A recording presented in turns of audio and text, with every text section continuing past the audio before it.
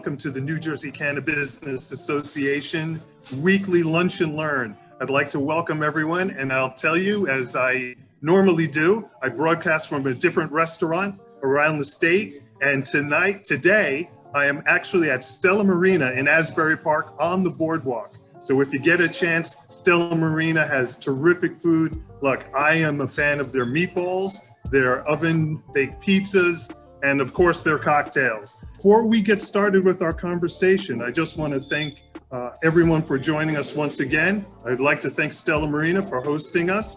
And without further ado, as we started doing, I'd like to open with some beats. Jay Silent Night, thanks for joining us. If you give us a tune just before we get into the meat of our conversation, you're on. Jay Silent Night, thank you. Absolutely, thank you, thank you, thank you. Thank you for having me once again. Embrace the journey, the journey, the journey. Been very thankful and appreciative to be here this month of July with you all. Thank you for having me, and thank you and shout out to everybody who's in the chat right now, newcomers and people that have been here all along alike. Looking forward to today's conversation.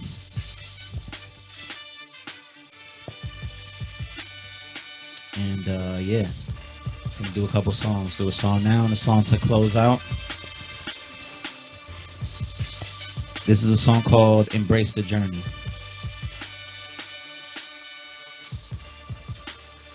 It goes something like this. On my birthday, I burn saves to counteract the amount of bad vibes in my personal and workspace. Let it circulate. See, I done searched great depths to obtain what was already there in the first place. Working late with a nervous pace, stir crazy in search of a purpose. Maybe aside from a vertebrate in this earthly maze. Going from car to bus to train on the same terrain makes me want to either vacate or just stay in place. I can't make up my mind to say fly away or just hibernate. I create all this type of chaos till I'm lying wide awake. Reflecting on past excursions, they're all lessons, yeah, but you actually have to learn them. And that's a burden that we mostly fret. I question why I moved back to the home I slept when I was the most depressed. But after that lonely mess, I was probably the most inspired. After the loneliness closed me, I thought I'd open fire. After the loneliness froze me with almost no desire. After I realized there's no after, only moments I woke from a dream and another dream replaced it. We're on limited time, we shouldn't waste it. But we shouldn't rush so much that we don't taste it. It's not a destination, it's a journey. Embrace it.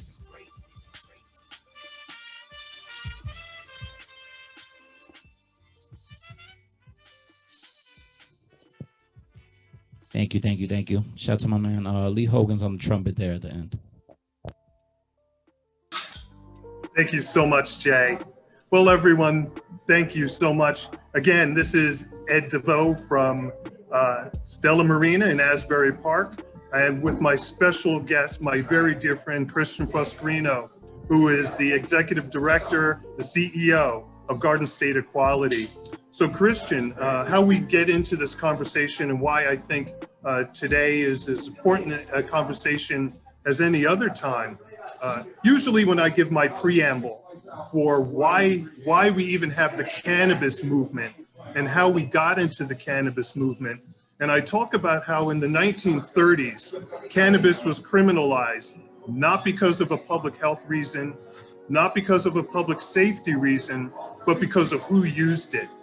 And at the same time, if I'm not mistaken, homosexuality was criminalized during the same time period. And these are the same great minds that continued to oppress and make the gay movement, the LGBTQ movement, criminal basically in nature. I remember studying psychology and learning that being gay was considered a mental illness until the 1970s. So as we look at what is transpiring in the cannabis community and the LGBTQ community, I'd like you to share your thoughts because there's a lot of similarities and a lot going on as we are growing together. So Christian, I'll turn it over to you for your thoughts. Well, Ed, thank you so much for having me on. Jay, thank you for that wonderful introduction and sharing your gifts with us all. Really appreciate that. I'm going to rethink how I start Zoom meetings from now on, thanks to you. It's really an honor to be a part of this conversation, because we know that some of the earliest marijuana victories were led by LGBTQ activists, particularly people of color, as a way to provide some healing and solace for those who were dying in our community from HIV and AIDS. There was no long-term cure, there was no long-term treatment. And so for so many in our community, in fact, nearly an entire generation of gay men, we were suffering in hospital beds, living out our final months, weeks, and days in excruciating pain, with no relief, with a hospital system and health system that didn't know how to treat the virus. And so marijuana played a really important role at that time, and was one of the healthy alternatives that did not expedite the process of dying from AIDS at the time. It was healthy and didn't contribute to some of the other reactionary factors that comes along with being HIV positive. So, I can't be on this program today without recognizing the past generations of LGBTQ people who fought for drug reform, marijuana usage. I can't be on this program today without recognizing that we've lost nearly an entire generation of gay men to HIV and AIDS. And for them, this was such an important piece of their time on this earth. And I can't be on this program today without talking about the fact that Black and brown queer people and trans people often face some of the highest rates of incarceration related to criminalization around marijuana. And for all of those who are continuing to try to exist and live and be their true selves in a system which is working against them, I'm here today to be an extension of our community's voice, but there are so many more qualified individuals who could have been on this program today, Ed, and I appreciate our friendship, but I will try to do my best to speak for those who are no longer with us on this earth, who fought so hard to get to the point where we are today, and then to just lift up some of the voices of our community that are really impacted by criminalization of marijuana. Thank you so much, Christian. You and I have had a number of conversations around the importance of mental health, physical health, and how our communities do in fact merge on several of these issues. One of the areas, and it's near and dear to my heart, deals with adolescence. And in fact, just today I was reading NJ.com and a very touching op-ed written by someone who suffered as a teenager, the notions of bullying, the notions of being able to cope, and how potentially, and look, again, before I get in trouble, I'm not advocating for teenage use, but when you get to be an adult, it really does become important that we take care of our mental health, and that opioid addiction is a result of the saturation of opioids for mental health treatment. So I know that, again, our communities merge on this aspect. So please do share your thoughts, in particular, and how we could be of help, especially with our adolescent communities. Well, for young people, 87% of LGBTQ youth of color report interacting with law enforcement, compared to only 33% of their white counterparts. And so if those interactions are stemming from the criminalization of marijuana, then removing that criminalization will already make the lives of our youth safer by them not having to come into contact with law enforcement. We know that there needs to be significant reform and changes to how law enforcement is policing communities and what their role is. But we do recognize that there is an injustice that exists, especially among Black and brown, queer and trans communities when it comes to law enforcement. So if we can remove one of the main factors that 87% is coming in contact with law enforcement, then we'll be creating a safer space and a safer environment for our young people to grow up and be able to live their lives freely and openly. So, from a criminalization perspective, ensuring that we keep young people centered around that, ensuring that they don't have records against them before they're of the adult age, will better prepare them to be successful in their lives.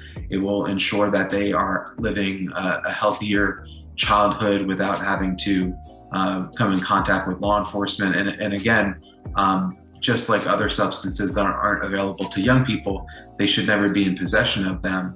But we do know that marijuana does not have the same consequences as alcohol or other illegal drug substances, and so we need to stop criminalizing it in a way that is at the same level, or sometimes, or oftentimes higher than those other drugs and alcohol. Then we'll be better off. You're absolutely right, and so as we work to help youth, I think that it's absolutely critical that we do keep these things in mind and not be so judgmental as it pertains to use. I know one of the things, and we didn't rehearse this aspect of our conversation, but we are essentially the Cannabis Chamber of Commerce. And when you look at the turnaround of Asbury Park, when you look at the turnaround of several cities across our nation and towns, and much of that success is due to the LGBTQ community and their investment. I grew up next to Asbury Park. I grew up in a town, Tinton Falls, and coming to Asbury to me was a regular trip. And I recall the stores that stayed, the antique shops, the restaurants, the bars. So when it comes to areas of commerce, do you see cannabis commerce and LGBTQ commerce merging as well? Well, I think it's important, as we talked about, the pivotal role that LGBTQ people have played in policy reform around marijuana. For anyone who's in this business, it's important to, center these folks in the work that is existing today. And so whether it's, for licenses that are being issued to businesses, ensuring that there's proper representation from LGBTQ communities and communities of color, to ensuring that the communities that these businesses are located in are employing and training locally, being good stewards of the community, making sure that there's corporate responsibility in those local communities. I think it's important to recognize the pain and trauma that exists in a lot of the communities that these dispensaries will be located in or surrounding. I've certainly seen some medicinal facilities opening up right on the outskirts of communities that have experienced a lot of adverse childhood experiences, and it's important that if you're going to be a business in that community, selling to that community, hopefully employing in that community, that you're engaged on the social and personal level as well, and being active in community groups, being part of theories of change, and being involved in being positive deviants in your local community. Garden State Equality focuses a lot on adverse childhood experiences because we know that lower income communities, particularly lower income communities of color, often with LGBTQ people, will experience multiple adverse childhood experiences. And so that's really about part of the work that we do around lived equality. We've spent the last 17, 18 years fighting for some of the most progressive LGBTQ equality laws in the nation that we're very fortunate to have here in New Jersey. But if our young people or those who have become adults, are living are living or have lived through adverse childhood experiences, then that pain and trauma can often restrict them from enjoying the full benefits of the laws that we fought for. And so this is the work that we do around lived equality. This is the hard work, not the hard work. This is the work that requires connecting with people on a very individualized basis, ensuring that they're equipped with the tools and resources to enact the change in their local community. We are statewide organizations. We're very mindful of empowering those locally to enact the change and giving them the tools. And so for those who are on this call or listening in, or whether you're going to have a statewide presence or a local presence, being really mindful of how you're showing up in the communities, and being active with those in the neighborhoods that you are occupying a business in. Showing up is great, but asking the community leaders how you can best show up for them is the better approach than just showing up and knocking on doors or putting up a tent at a festival and making a donation to the local food shelter. Showing up and saying, how can I be here and be helpful? How can I help you? And empowering the person that you're talking to is how I would encourage those on this call to focus their efforts. In fact, I love how you put that, because one of the first things that potential applicants do is they look for community relationships. They look for, of course, site control. They look for the notions of the local partnerships. And we really don't want to overlook the opportunities that exist within the LGBTQ community, and the fact that there are local presence through not-for-profit endeavors. And so at the risk of having people knocking down your door, look, you and I know each other, we're going to work together. And so I guess this is kind of the invitation. We want people to reach out to Garden State Equality. If nothing else, you can be that resource to say, and here's the local organization that you should be reaching out to. So that's clearly one of the areas, right? Don't overlook small businesses. Don't overlook minority businesses. Don't overlook women-owned businesses. Don't overlook LGBTQ business. Right, and some of those businesses that you mentioned receive incentives and some do not. But what's important to remember is that they're all communities that we should be mindfully working with. Certainly, if you are a white business owner, and I'm saying this as a white leader of an organization, our role really needs to be decentering whiteness from the work that we do every day, ensuring that we're working with communities that look different than ours, ensuring that those voices are included at the table. Sometimes stepping out of our role to allow others to lead in those positions. And so while I am not a business leader and I cannot provide sound business advice to those on this call, I can talk about the impact of working with local communities and how that will help your business, but also help the communities that you're a part of. Well, I would argue, I do think that you are very much a business person. You run a fantastic organization. You run a statewide organization, and you do a heck of a job doing it. So hats off for that. I appreciate that. I'm pretty good in QuickBooks, but I think I commend everybody on this call for being in such a new industry, and for the ambition that it will take to get those businesses up and running. I commend you all, because that's certainly something I don't think that I would be able to do, and so I can only offer advice from my perspective. Well, you do a great job. In fact, tell you what, take a couple of minutes, share with us about Garden State Equality. Right, we jumped right into the cannabis conversation, which is what we're about. But please do share about Garden State Equality. I firsthand know of the work that you do. So please share for the audience, because again, I think when we start talking about community relationships, partnerships, you run a top-notch organization, and so please tell us more about Garden State Equality. Yeah, thank you for that opportunity, the opportunity to share a little bit about Garden State Equality. We're New Jersey's statewide LGBTQ organization.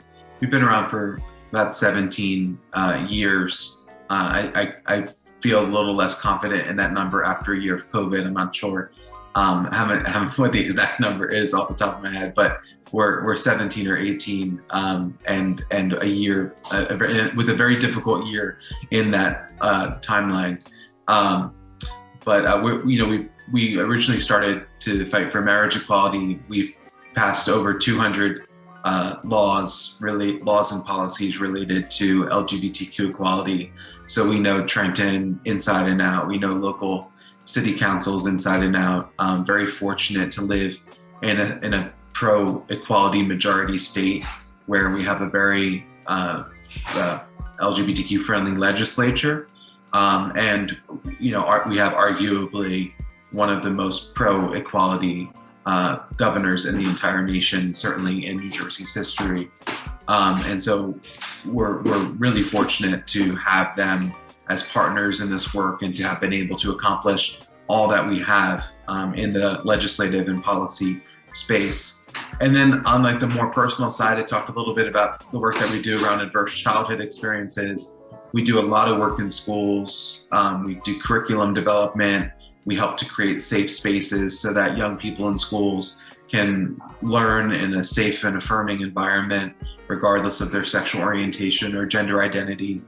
And then on the other end of that age spectrum, we do the work in older adult communities. And so ensuring that no matter who you are, who you love, how you identify, if you're in an older adult facility here in New Jersey, then you are going to be treated with dignity and respect. What we saw was through our statewide needs assessment, we saw that LGBTQ older adults were going back into the closet, sometimes having spent their entire lives fighting for the rights that we enjoy today.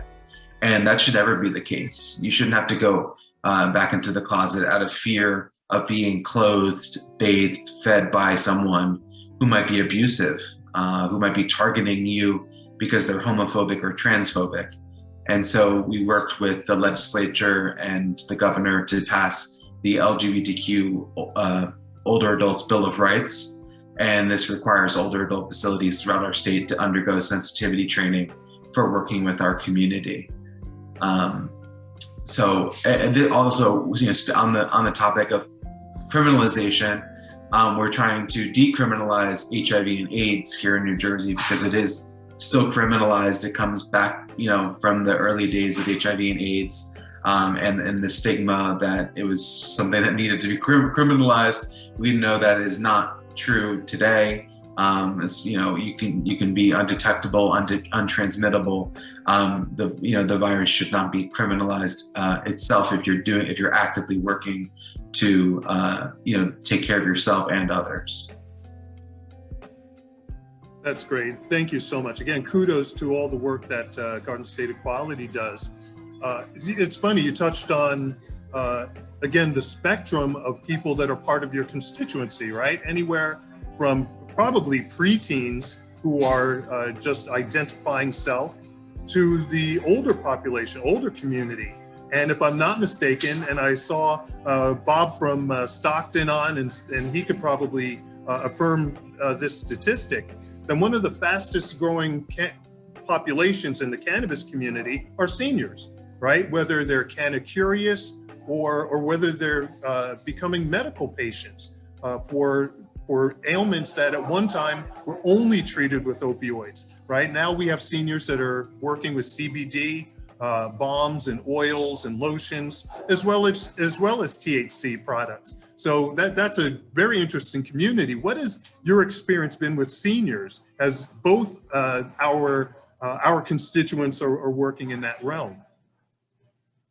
Well, for anyone that works with the older adult population, we are seeing a different generation of older adults, right? Like, God bless my grandmother who just passed away at 93.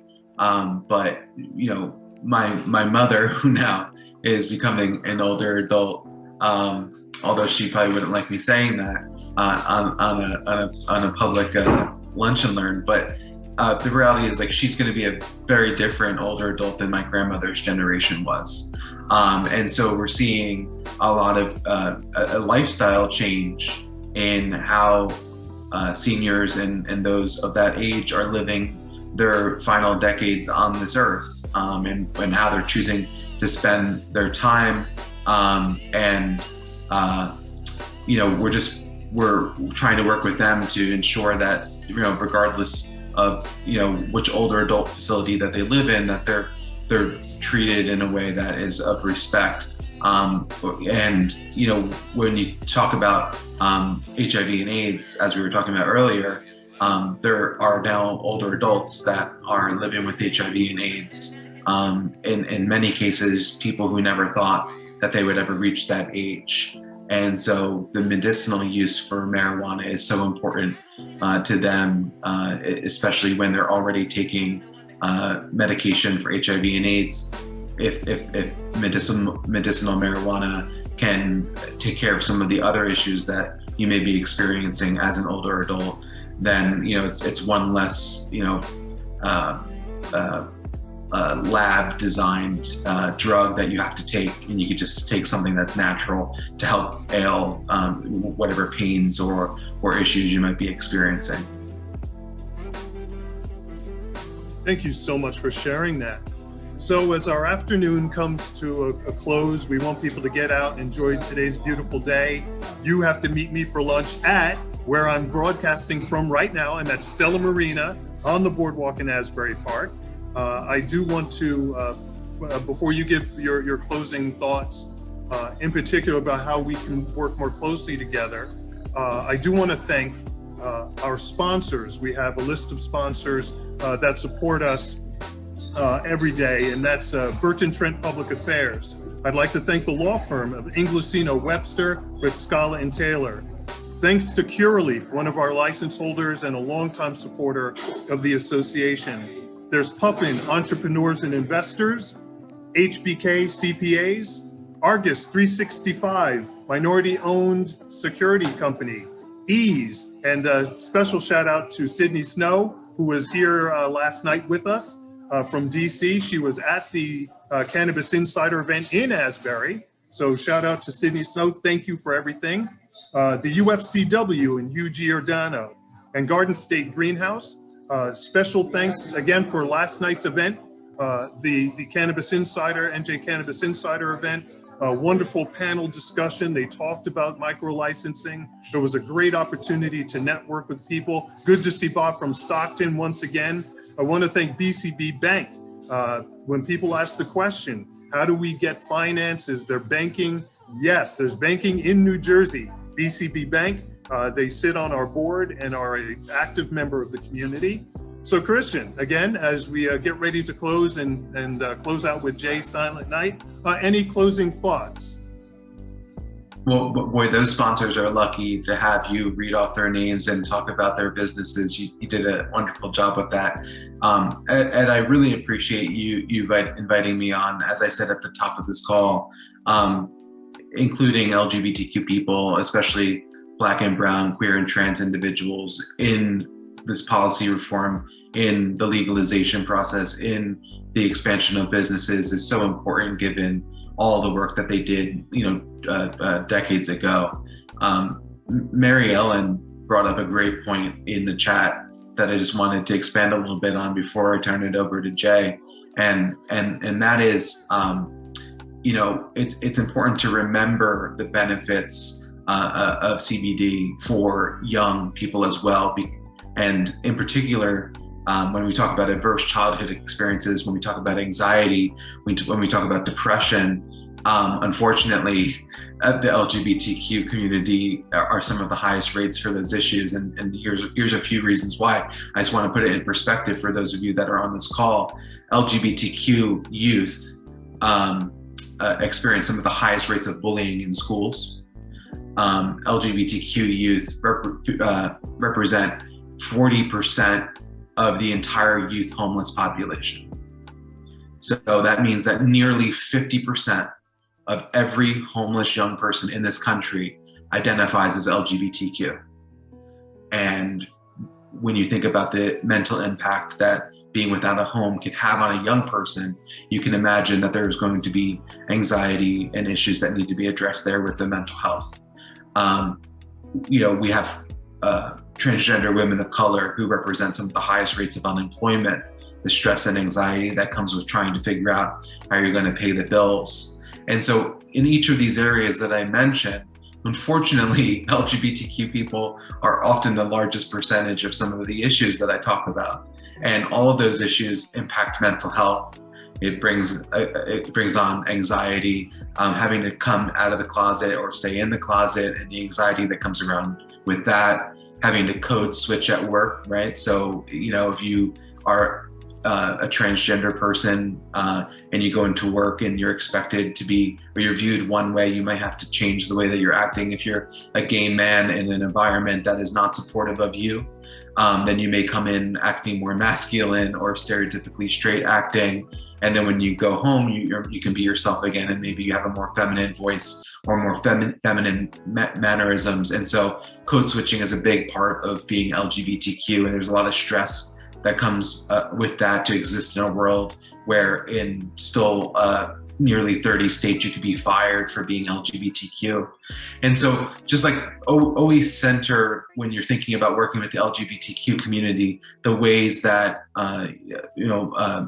marijuana can help with coping with those anxieties, helping these individuals become healthier so that they can be living their lives openly and freely. And so you really have a tool to assist with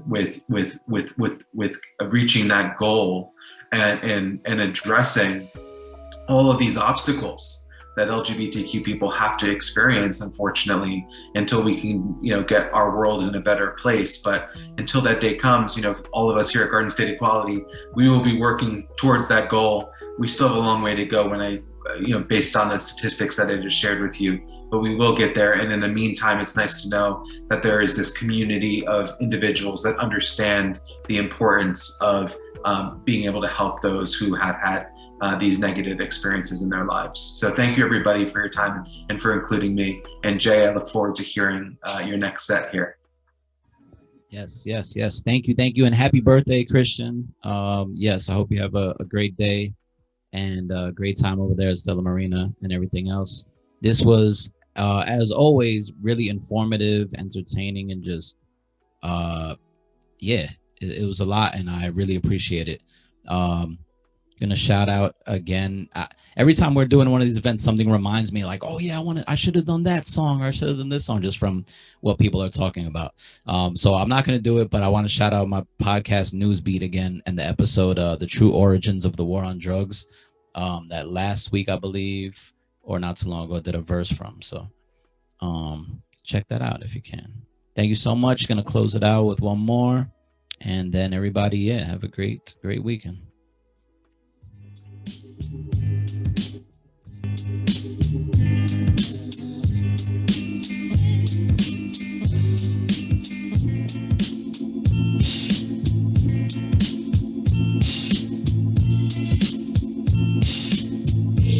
Do it like this. I'm just doing some reflecting, trying to choose a direction. What to do? What's the next thing? Where to move? Where to settle in? They say life is what you make of it, and there's lessons that you can take from it. But sometimes we need to break from it. While we always trying to escape something, we think the grass is a greener shade. So we pack up and leave a place, go somewhere new and just repeat the phase. I guess the truth is our green just fades. Maybe we want what we can't have. Maybe we fear what we can't grasp. Maybe we feel that we can't ask. So we stay here, and that's that.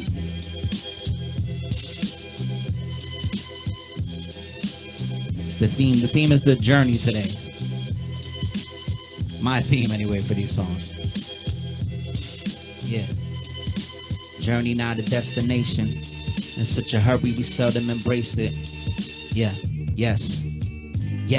With each step my feet press, I release stress. With each breath I breathe, feel like I defeat death. In this life, any feature you could reset. A small world, but so much we haven't seen yet. So we trek on faithfully, gratefully embracing each day we see to the 8th degree. I do away with greed, jealousy, and hating me, but basically it's harder to practice what you say and preach. Though I've been gaining speed, but I waited patiently. See, complacency has a foul taste to me. Move with the vacancy of an empty vessel and absorb. Instead of fronting like an intellectual, I let it go. Do what's in front of me. That simplex syntax was a discovery. Unlearning the crap that they instilled. It's a journey, not just about the agony and thrill. And it's a journey, not a destination. In such a hurry, we seldom embrace it. It's not about your location. It's where your heart and your soul and your mind state is. It's a journey, not a destination. In such a hurry, we seldom embrace it. It's not about your location. It's where your heart and your soul and your mind state is. Hold your head, brother, don't fret. Though I know this life could feel like a slow death. Know your spirit stronger than even your own flesh. The starting is the end, my friend, in this whole quest. So yes, find hope in the hopeless, or freedom like the teachings you read from the Toltec, or any other people that help you to go get what you deserve and know your potential has no end. Old friends, new acquaintances, all presents I embrace in this day and age we in, where brothers get 86 and papers don't even list it. Could have made a difference, instead made a statistic, more than a number of being a light. Surviving through the journey like a meteorite. One thing they don't tell you when they read you your rights, we all hold the key, so we'll be supremely unite. Cause it's a journey, not a destination. In such a hurry, we seldom embrace it. It's not about your location. It's where your heart and your soul and your mind state is. So wherever you are today, thank you again so much.